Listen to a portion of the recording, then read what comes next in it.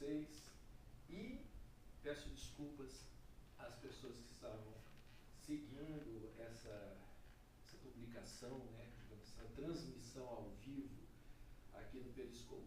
Mas aqui na cidade onde eu moro, ou pelo menos na região onde eu moro, a internet caiu o dia todo, desapareceu o sinal, você começava a fazer uma transmissão, você começava a fazer um e-mail, trabalhou-se mal por causa disso, enfim, tivemos muitos problemas e eu fui interrompido em todos os momentos que eu tentei fazer a transmissão. Por isso que no título está aí, finalmente.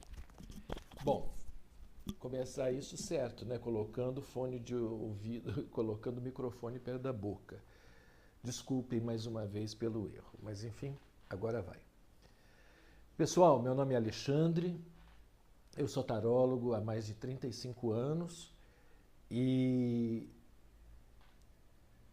a única finalidade desse Periscope, a única finalidade do meu blog, a única finalidade do meu Snapchat é divulgar o tarô, é compartilhar o tarô. Eu não sobrevivo de leituras de tarô, eu nem as faço mais, já fiz, mas há bastante tempo, alguns anos, uns 4 ou 5 anos, eu parei de fazê-lo e passei a me dedicar a ensinar tarô. Eu ensino para grupos presenciais e vou começar um grupo via Skype, pela primeira vez. Nunca fiz via Skype.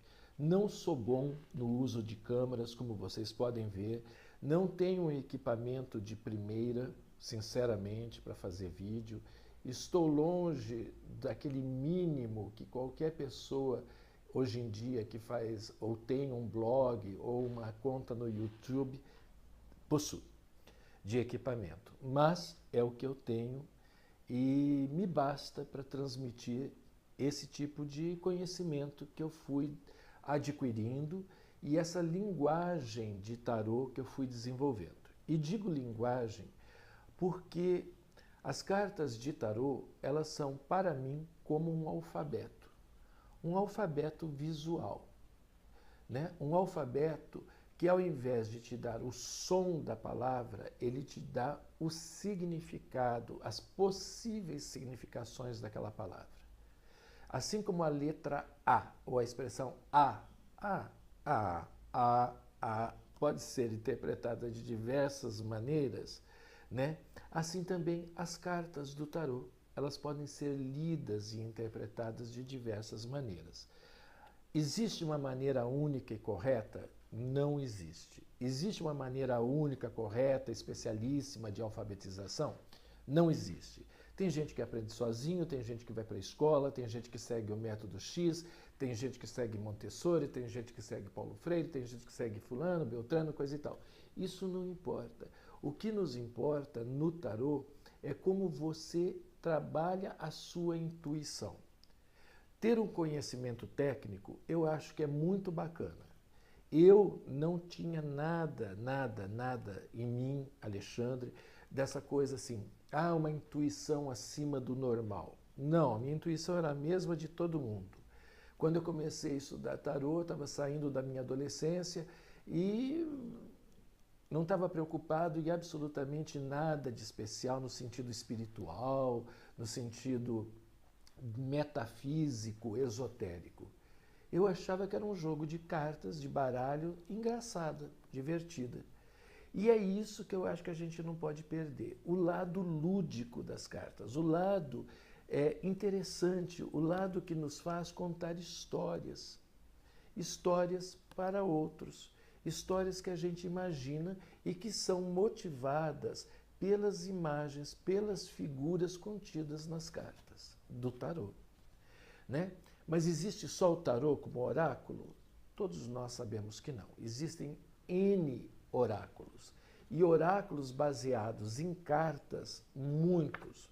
O tarô obedece uma estrutura mais rígida, de 22 cartas chamadas arcanos maiores e 56 de arcanos menores. Mas eu também gosto muito de baralho Lenormand, cartas Lenormand, que também são conhecidas como baralho cigano. Eu gosto delas porque elas são muito práticas, muito objetivas, muito diretas, né? Ao contrário, muitas vezes, lembre-se que no tarô não existe nada definitivo. Se eu falar qualquer coisa aqui que pareça definitivo, vocês eliminem, eu estou errado. O tarô é muito mais filosófico, ele te dá um espectro maior da coisa, da situação, né? Ele fala mais da parte psicológica daquele momento, da parte esotérica daquele momento, da parte filosófica. O baralho cigano ou o baralho Lenormand, ele vai direto ao assunto, é prático, tem respostas super simples e é bacana, do mesmo jeito. Fora isso, existem outro tanto de cartas chamadas oráculos diversos. É oráculo da lua, oráculo da deusa, oráculo dos mitos, oráculo das árvores, oráculo das pedras, oráculo das águas. Existem diversas, todas têm a mesma função: motivar o seu, instigar, melhor dizendo, o seu subconsciente, deixar que ele venha à tona, romper essas barreiras de censura que a gente tem, da vergonha de estar falando sobre aquilo, de falar, não, isso aí é bobagem, isso é besteira, né? Isso é uma tolice, não vou falar isso aqui em público, não vou falar isso aqui para uma pessoa que está na minha frente, que ela vai achar que eu sou boba, que eu sou louca, que eu sou burra, coisa e tal. Mas é ao contrário, é exatamente esse conhecimento antigo, esse conhecimento sedimentado, né? Que todos temos a partir de tantos e tantos anos de história, de conhecimento mesmo, de vida. É esse conhecimento que o tarô precisa dele para poder formar o quê? Frases. Porque, sem dúvida alguma, a gente consegue, com essas cartas, fazer boas definições. Mas quando elas se juntam num jogo, falta-nos as frases, falta-nos a extensão, falta-nos os complementos. E é exatamente por isso que eu estou sempre procurando entender mais, estudar mais e compartilhar esse conhecimento. Bom, mas agora vamos parar com esse discurso aqui sem fim, né? E vamos ficar mais relaxados e pensar o seguinte. Todos os dias eu tiro uma carta do tarô e uma carta do baralho Lenormand e faço uma leitura na parte da manhã e publico no Snapchat.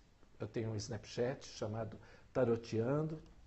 Se vocês olharem ali no meu bonequinho ali, vocês vão ver o endereço dele, Taroteando. Eu tenho um outro Snapchat chamado Alex Carlos 60, que é de baralho Lenormand, de baralho cigano, se vocês preferirem assim, né? E faço uma coisa mais extensa depois com o Periscope, que é isso que nós estamos fazendo agora. E eu vou falar hoje sobre essa carta. Por que essa carta em especial? Porque essa carta apareceu hoje de manhã, quando eu fiz a tiragem para a leitura de uma carta para o tarô. Ela chama-se Três de Espadas, e dá para a gente entender bem por que ela se chama Três de Espadas, porque são três espadas cravadas num coração, num ambiente que é feito de nuvens e chuva, ou ventos, como queiram, certo? Então, só de olhar para a carta, a gente vê que não é boa coisa, vamos ser honestos. Ninguém está falando aí de amorzinho, ninguém está falando aí de dias lindos, ninguém está falando de dia de sol, de praia, de reunião de amigos. A gente está falando de alguma coisa que é mais séria com essa carta. E quando eu comecei a estudar tarô, eu tinha muita dificuldade de entender exatamente isso. O que ela significava.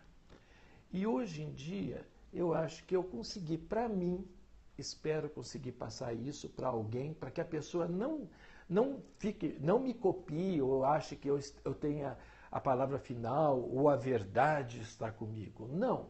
mas que ela considere minha opinião também para ela formar a dela, que é o mais importante no tarô, é você ter a sua visão. É o que a carta motiva você, não o autor do livro que escreveu e onde você estudou. Aquilo motivou o autor do livro. Você precisa ter suas opiniões. Você precisa estar, né, lendo também e conseguindo fazer uma redação, né? Que depois você primeiro lê e depois você vai escrever quando você coloca as cartas e faz uma tiragem para alguém ou para você mesmo. O que essa carta, na verdade, ela simboliza? Ela simboliza um conflito entre a razão e a emoção.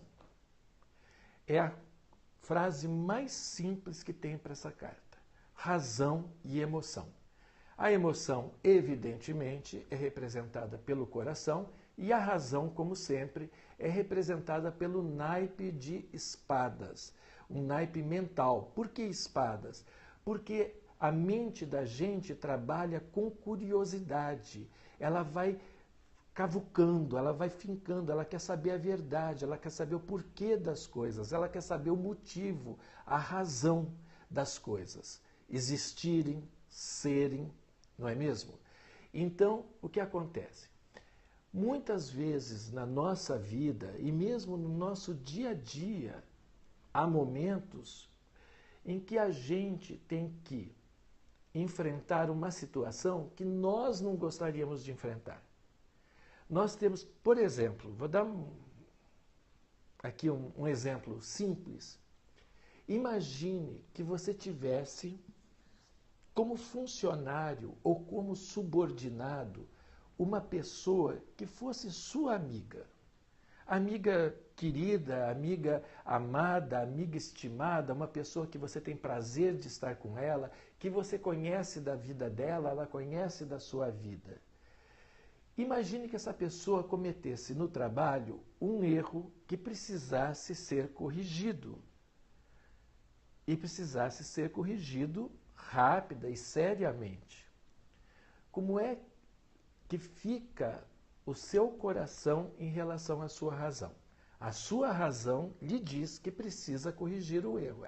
Você precisa chegar nessa pessoa e dizer: você errou, você fez mal feito, você deixou de fazer, você não cumpriu o prometido, ou você cumpriu de maneira relapsa, coisa e tal.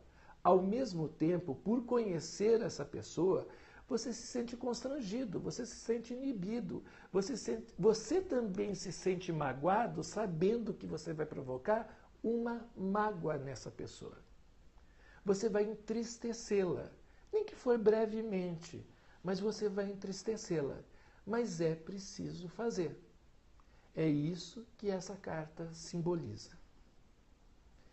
Essa carta diz exatamente disso, que nós temos uma luta interna entre o que nós gostamos, o que nós queremos e aquilo que é realmente útil para a gente e aquilo que nós precisamos.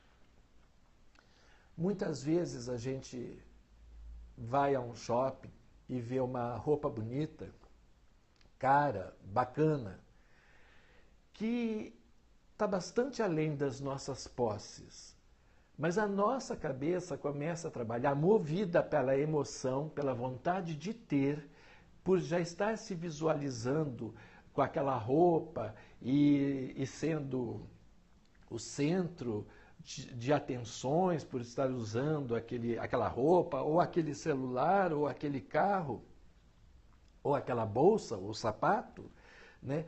A gente começa a criar uma fantasia na cabeça da gente que a gente precisa daquilo, desesperadamente. E que se a gente não tiver aquilo, não há razão para continuar vivendo. A gente precisa daquilo, né? Então a gente começa a fazer assim, planozinhos mentais de como é que eu vou conseguir? Como é que eu vou fazer? Não, eu vou usar o cartão de crédito, daí como nós estamos no final do ano, eu vou receber o 13º, daí eu junto, daí eu jogo essa dívida, daí eu não pago aquela outra anterior, coisa e tal. A gente começa a fazer um grande trambique, vamos ser honestos, para a gente poder se enrolar num problema. A gente sabe que a gente vai entrar numa fria. A gente sabe que essa compra, que essa aquisição vai nos levar para uma situação de inadimplência, no mínimo. Que nós vamos ter problemas com o cartão, com o banco, com outros projetos que podem surgir depois. Quem sabe você daí a 2, 3 semanas precisasse daquele dinheiro para alguma coisa realmente necessária e séria, como, por exemplo, um remédio, ou uma viagem de trabalho, um investimento na sua empresa, seja ela do tamanho que for, né? Mas o que a gente faz? A gente dá voltas na loja, a gente entra, a gente pega o produto e daí começa uma batalha dentro da gente. O coração dizendo, eu quero, eu preciso, sem isso eu não vou continuar vivendo. Você, não sei como é que você foi feliz até hoje sem ter tido isso que você está vendo agora, nesse momento. E sua mente fica meio que embotada, mas por trás te dizendo, você não tem dinheiro para isso. Isso é apenas um objeto que vai cair de moda semana que vem. Que vai cair, que pode até não ficar bem em você. Você talvez não tenha nem aonde usar isso daí. Você está comprando para guardar. Quando você for usar, já não é mais moda, já está cafona, já saiu da linha. Ah, não, você está comprando um equipamento. Gente, o equipamento, antes de você terminar de pagar a prestação dele no cartão, ele já está obsoleto, e nós sabemos disso. As gavetas da gente, hoje em dia, estão cheias de equipamentos obsoletos. Estou mentindo? Essa batalha, esse conflito, é o 3 de espadas. Só que, na melhor das situações, as espadas deverão ser priorizadas. A gente não pode, nesse caso, quando aparece isto, a gente não pode se deixar levar pela emoção. Você pode ficar até triste, você pode ficar chateado, mas eu posso te garantir, até mostrando essa carta, que a sua chateação, a sua tristeza, o seu aborrecimento, a sua mini depressão será breve, porque essa é uma carta de número 3. São 10 as cartas dos arcanos menores. Essa é uma carta de número 3. Ela não tem tanta força. Ela não prevê uma duração muito grande. Então, vai passar. Vai passar, você vai se esquecer daquilo, você vai daí um pouco se interessar por outra coisa tão bacana ou mais bacana do que você estava, sabe, se interessando, e vai seguir a vida. E é assim. Eu vou dar um exemplo bastante assim pessoal. Eu sempre gostei de cachorro e gato. E eu tinha um cachorro há uns 15 ou 20 anos atrás, um cachorro que eu gostava demais dele. O cachorro devia ter uns 8 ou 9 anos, um cachorro bonito, bacana, coisa e tal. Eu gostava muito daquele cachorro. E um dia eu entrei em casa, o cachorro era super de dentro de casa. Era um cachorro grande, mas ele ficava o tempo todo no quintal. Eu morava numa casa térrea, evidentemente, e ele morava no quintal, essa coisa toda. Eu entrei com o carro e antes do portão automático fechar, pela primeira vez, ele saiu. E como ele não tinha o hábito de sair, ele saiu e atravessou a rua. Eu não preciso dizer que ele foi atropelado. Eu o vi a pancada, a batida, até achei que fosse uma pessoa, não pensei nele. Saí, fui até o portão e vi que era ele. Fui lá fora e ele estava realmente agonizante, ele estava quebrado, coitado. Ele estava respirando ofegante, ele assim, na dor ele tentava morder quem chegasse perto dele, essa coisa toda. Mas enfim, os funcionários da minha casa chamaram o veterinário que veio correndo, a gente recolheu o cachorro, essa coisa toda, e o veterinário foi muito franco, tinha tratado do cachorro desde que ele era pequenininho. Falou, olha, Alexandre, não Ele não vai viver. Ele não tem condições de viver. Ele está mortalmente ferido. A gente pode dar alguma coisa para ele para prolongar, para tirar um pouco a dor desse momento, mas ele não vai sobreviver. O que eu recomendo como veterinário, e por uma questão, eu vou usar a palavra humanitária, apesar dele não ser um ser humano, né? Que você se apiede dele e permita que ele seja sacrificado de uma forma que a gente considera indolor, porque ele vai ficar só sofrendo nesse momento. E assim foi feito. Se isso não tivesse importância, eu não estaria lembrando ainda hoje disso. Mas entre o médico me falar isso e eu autorizar o médico, devem ter se passado apenas 5 ou 6 minutos, porque era terrível olhar aquela cena daquele cachorro. Mas foram 5 ou 6 minutos que foram uma eternidade para mim. Uma eternidade. Decidir uma coisa que o meu coração não queria se desapegar do amor do animal. A razão me dizia, ele vai morrer de qualquer maneira. Ou ele morre pelo sofrimento, ou você abrevia esse sofrimento autorizando que ele tenha uma morte mais digna. E foi feito isso. Isso é um 3 de espadas. A história que eu lhes contei. Um 3 de espadas. Para quem gosta de histórias bíblicas, e eu quero dizer que eu não tenho nenhuma ligação religiosa com nenhuma religião oficial ou não oficial, nenhuma seita, nenhum culto. Aceito todas as manifestações religiosas de todas as pessoas e defendo a morte minha, até o momento da minha morte, eu defenderei o direito das pessoas acreditarem naquilo que quiserem.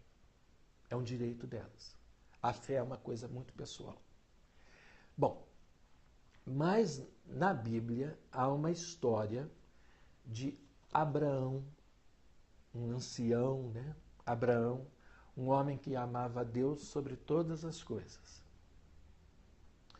Amava tanto que um dia Deus pergunta a ele se realmente ele, Deus, era o aspecto mais importante da vida de Abraão. E ele diz que sim.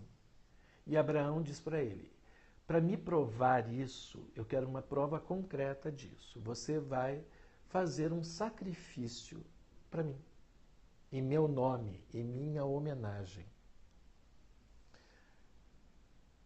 Ele diz, claro, farei um sacrifício. Ele era um pastor também, né? Estava habituado a fazer esse tipo de sacrifícios. Ou seja, matar uma ovelha, oferecer o sangue, queimar aquele animal para que a fumaça subisse aos céus. Era a maneira que eles tinham de homenagear o Criador. Muito bem, Deus diz para ele, o que eu quero em sacrifício é o seu filho, Isaac. Vocês imaginem o impacto dessa notícia? Um homem que era devoto a Deus, um homem que praticava e seguia as normas daquela época de subserviência a Deus. Receber como missão do próprio Deus que ele matasse o filho dele. E, no entanto, como o amor dele e a fé dele era superior a tudo, ele leva o filho ao alto da montanha, onde eram praticados os sacrifícios, e coloca o filho para ser imolado, né? Degolado e depois queimado. No momento que ele levanta a faca para matar o filho, Deus retira Isaac de lá e coloca uma ovelha no lugar. E ele mata a ovelha, não o filho. Ele passa pela prova de fidelidade a Deus. Deus viu que ele ia fazer o que Deus pediu, sem questionar. Sem questionar. Ele ia fazer por uma questão de fé e obediência, ou seja, fidelidade. Mas vocês imaginem o dilema desse homem, o coração e a razão. Preciso servir ao meu Deus, mas não quero matar o meu filho. Preciso servir ao meu Deus, mas não quero sacrificar o meu filho por nada. Preciso e quero servir o meu Deus, mas não desejo que meu filho sofra. Esse é um momento dele de sofrimento. Ele tem exatamente isso, né? Essa é a situação em que ele viveu, naqueles momentos, né, entre o pedido feito por Deus e a solução da situação. Bom, eu tenho certeza que isso não foi um spoiler, porque essa é uma história muito conhecida, está na Bíblia, no Velho Testamento, e todo mundo pode ler isso de maneira muito melhor, muito mais sensível e poética do que eu contei agora. Eu contei só para exemplificar uma situação mítica desse sentimento. Às vezes a gente precisa se afastar de alguma coisa. Às vezes você ama a sua cidade, você ama a sua casa, que você construiu aos poucos, com boa vontade, com paixão, né? Colocando as coisas que você mais queria ter. Você começa a ter uma família, você tem filhos, seus parentes moram ali próximo, seus vizinhos são seus conhecidos, seus amigos de infância moram por ali. Você conhece as pessoas da sua rua e você conhece bem as pessoas com quem você trabalha. E um dia, seu chefe chega e diz: fulano, você vai ter um substancial aumento de ordenado porque nós vamos te promover. E nessa promoção você vai morar na filial de Tchum, outro lugar. Ainda que tudo seja muito bom, que a oferta de trabalho seja muito bom, que a oferta de progresso na vida seja muito boa, e a oferta de trabalho, de progresso, tudo isso está na parte racional, que a gente calcula. Bom, se eu tiver mais dinheiro, eu vou poder dar melhores condições de vida, de estudo, de tudo para a minha família. Afinal de contas, dependemos do dinheiro, né? Mas ao mesmo tempo você não quer deixar aquilo que você tem. Você não quer deixar a tua cidade, os teus amigos, a tua história. Você acha que você não vai carregar a história. Você vai carregar a história o resto da sua vida. Mas naquele momento parece um grande rompimento. Um grande rompimento. Então como é que você se sente? Assim. Você se sente num dia nublado, porque a visão fica até meio turva da gente, a gente não consegue ver mais nada, parece que a gente só tem foco naquilo, né? A situação é quase que de uma tempestade cerebral, são muitas ideias, muitos argumentos, muitas justificativas que passam, e todas elas, de uma maneira ou de outra, acabam por feri-lo emocionalmente. Porque você, ainda que você possa estar entusiasmadíssimo com uma nova possibilidade de vida, de começo, de trabalho, de conhecimentos, você ainda assim, você não quer sair daquela zona de conforto que você construiu. E isso é natural. Isso é muito comum. Isso é muito justo. Você não fez isso à toa. Isso é o 3 de espadas. É o que ela significa. Então eu espero que, se você um dia estiver mexendo no seu baralho de tarô, que é muito bacana ter um baralho de tarô, e mexendo, lendo, coisa e tal, e aparecer essa carta, tenta associar naquele dia um momento que você teve que decidir entre a razão e a emoção. Entre a razão e a emoção, né? tenta localizar, né, o momento em que você teve que passar por cima da sua emoção, do seu sentimento, para você fazer alguma coisa. Tipo, você tem que levar a criança para tomar vacina. Dói, machuca, a criança vai chorar, vai te dar pena, vai te dar dó, todo esse negócio. Mas as espadas estão lhe dizendo que isso, a longo prazo, médio e longo prazo, vão salvar o seu filho ou sua filha. Então você leva e você segura essa criança que implora, chorando a maneira dela, né, para não sofrer aquela agulhada, aquela injeção, aquele contato com uma coisa mais dolorida. O seu coração de pai ou de mãe está super oprimido, mas você sabe racionalmente que você não pode evitar isso. Você não pode passar por cima disso. Que isso é fundamental para que seu filho tenha vida e vida saudável.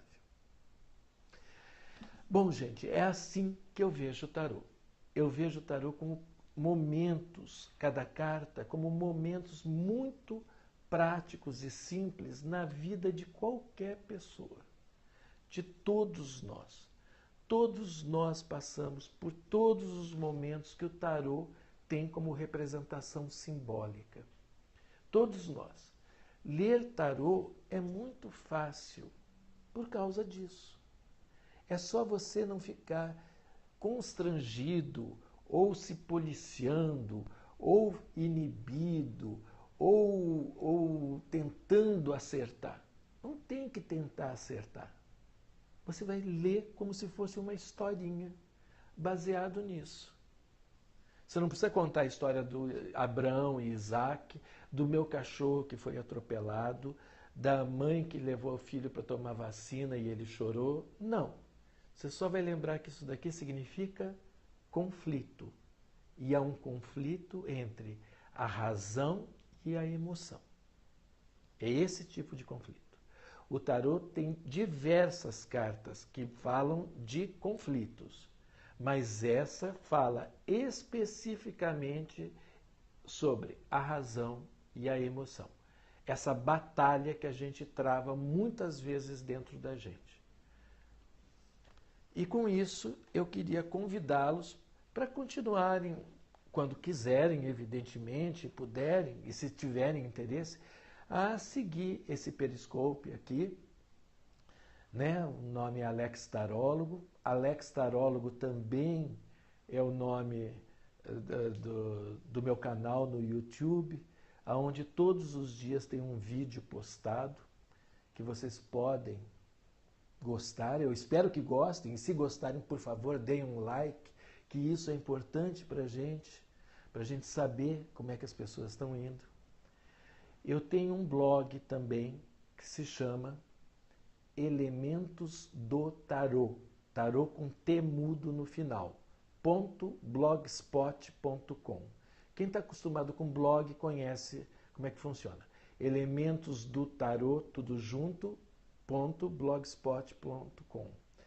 Nesse blog vocês podem também fazer perguntas para mim, ou vocês podem fazer perguntas no site do YouTube, ou vocês podem fazer perguntas no site, na minha página do Facebook, que é apenas Alex Tarólogo. Tudo junto, Alex Tarólogo. Chega lá, fazer pergunta, na boa, certo? Deixo só dizer, eu não vou fazer leituras grandes para ninguém. Eu posso elucidar as dúvidas que vocês tenham. Eu não trabalho todo dia com isso. Eu leio e estudo tarô todos os dias, mas o meu trabalho é outro e eu não tenho tanto tempo disponível para responder da melhor maneira possível a todas as pessoas que me pedem. Então eu tento suprir isso conversando com vocês aqui, né? Falando aqui, utilizando essas mídias que estão aí exatamente para a gente se aproveitar delas, não só para nós nos conhecermos e nos comunicarmos, mas também para trocarmos conhecimentos. Conhecimentos que vocês têm e que eu tenho. Isso é muito bacana. Agradeço muito vocês terem ficado comigo até agora. Peço novamente desculpas pelas vezes que eu comecei e não pude continuar porque caiu a internet, caiu o Wi-Fi, como eu havia dito anteriormente. Espero que vocês tenham aproveitado alguma coisa e, mais do que isso, eu quero dizer que eu realmente fiquei muito satisfeito, já ia falar errado, fiquei muito satisfeito com a presença, a companhia de vocês nesses minutos que estivemos juntos. Obrigado, tenham todos uma boa noite. Até amanhã.